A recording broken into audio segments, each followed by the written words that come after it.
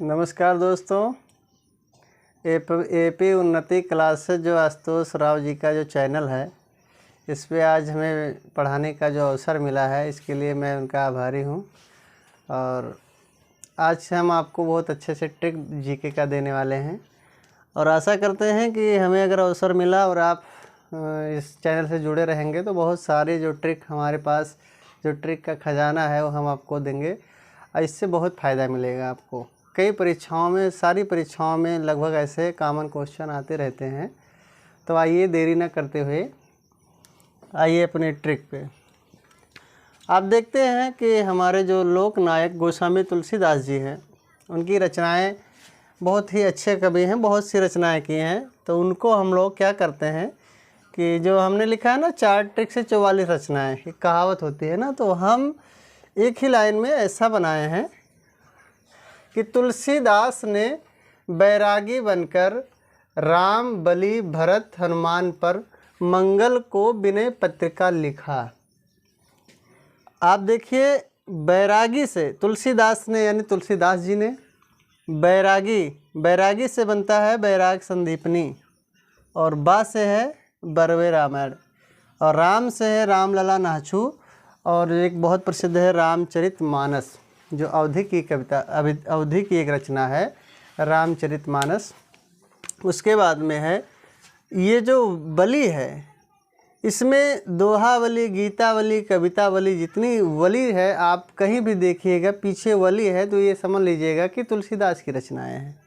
उसके बाद में भरत जो है, भरत सबसे भरत महिमा, और हनुमान से हनुमान बाहुक, हनुमान बाहुक में ये बा है हनुमान बाहुक, और मंगल से जानकी मंगल और पार्वती मंगल, 2 रचनाएं हैं तुलसीदास जी की। और उसके बाद में जो विनय पत्रिका, लास्ट में ये विनय पत्रिका शब्द ही दिया गया है, तो विनय पत्रिका से आप ये समझिए कि विनय पत्रिका। तो आपको, हमें आशा है कि ये बहुत छोटी सी ट्रिक है, अगर आप इसको 2-4 बार रिवाइज कर लेंगे तो ये याद हो जाएगी। तो रिपीट करिए कि तुलसीदास ने बैरागी बनकर राम बलि भरत हनुमान पर मंगल को विनय पत्रिका लिखा है। नॉर्मल सी बात है कि जैसे आप कोई एक बात कहते हैं ना, तो इसको अगर ये जान लीजिए कि एक बात मैं कह रहा हूँ, तो एक लाइन की बात है, आप इसको याद कर लीजिए, और उसके बाद में जब ये लाइन याद हो जाएगी तब आप इसको बैठाइए 1 दिन बाद, 2 दिन बाद, मतलब अगर इसको 2-3 दिन में अगर तैयार कर लिया तो समझ लीजिए कि ये हमेशा पूरे ज़िंदगी में हर एक परीक्षाओं में काम आएगा, क्योंकि इतने ही ये इम्पोर्टेंट प्रश्न, मतलब शब्द हैं जो हर मतलब परीक्षाओं में आते रहते हैं। दूसरा है, ये है मगध साम्राज्य के राजवंश का सही क्रम। परीक्षा में पूछ लेता है कि सही क्रम में व्यवस्थित कीजिए, या इसका सही क्रम है, या इस वंश के बाद कौन सा वंश आया है। तो बच्चे कंफ्यूज, हम भी कंफ्यूज हो जाते हैं। तो इसके लिए जो हमारी ट्रिक है, ये ट्रिक जो है अभी बहुत जल्दी बनाया है हमने, इसी पेट के एग्ज़ाम में बनाया था, लेकिन ये नहीं आया था। पेट में जो आया था 16 तारीख को पेपर था, उसमें ये आया था कि सबसे कम शासन किस वंश ने किया है। तो ये अगर क्रम आ जाएगा तो अगर आप इस ट्रिक से, बहुत ज़्यादा नहीं है, आप देखिए 3 शब्दों का एक ट्रिक बनाया है मैंने, बहुत छोटा सा है। इसको ये कह लीजिए कि देखन में छोटे लगे घाव करे गंभीर।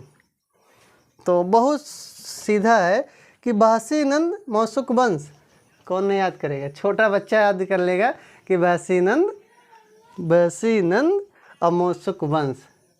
बहुत दिनों के बाद आज हम इसको, आज अपने पढ़ाई पे आए हैं तो थोड़ा सा नहीं मतलब बैठ रहा है कि बासीनंद मौसुक वंश हम ही नहीं, 3 शब्द का है। तो वा से मित्रों वेहद्रथ, आप जानते हैं ना वेहद्रथ।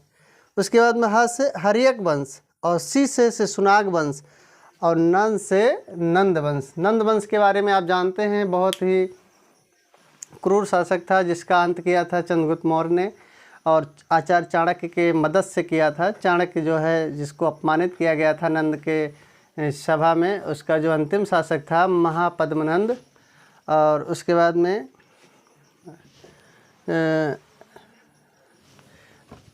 महापद्मनंद, तो क्या नहीं देखा। तो ये जो है नंदवंश का ये महापद्म नंद नहीं है, तो गलती हो रहा है हमारे हिसाब से, शायद वो घनानंद है जिसको चंद्रगुप्त मौर्य ने परास्त किया था, तो वो है घनानंद। घनानंद को इन्होंने हटा करके और मौर्य वंश की स्थापना किया, और उसके बाद में उसका बेटा, फिर उसके बाद में सम्राट अशोक, उसके बाद में फिर अंतिम में जो है ये इसका जो मौर्य वंश का ही जो मंत्री था उसका नाम था पुष्यमित्र शुंग। तो पुष्यमित्र शुंग ने ही अपने ही राजा को हत्या करके और शुंग वंश की स्थापना की थी। और उसके बाद में जो लास्ट में है वो है कासे कर्णो वंश। तो देखिए, वासीनंद मौसुक वंश, वा से विरहद्रथ, हा से हर्यक वंश, और सी से शिशुनाग वंश, नंद से नंद वंश, और मौ से मौर्य वंश, और सु से शुंग वंश, और का से कर्ण वंश। कितना सहज, 3 शब्दों में पूरा काम हो गया। अगर इस तरह से याद है तो बहुत अच्छे तरीके से सबको याद हो जाएगा मगध के बारे में। और एक चीज़ और जान लीजिए, अभी हमारे पास बहुत सारी चीज़ है, उसको भी कल से लेकर आएंगे। और इतने इतने ट्रिक मैंने बनाए हैं जो शायद कभी किसी ने नहीं बनाया होगा। अभी हमारा एक ट्रिक और बहुत अच्छा है, तो उस पे काम चल रहा है, रेडी कर लेंगे तो फिर आपके बीच में आएंगे और उसको साझा करेंगे, और निश्चित ही आपसे फ़ायदा होगा। ठीक है, धन्यवाद।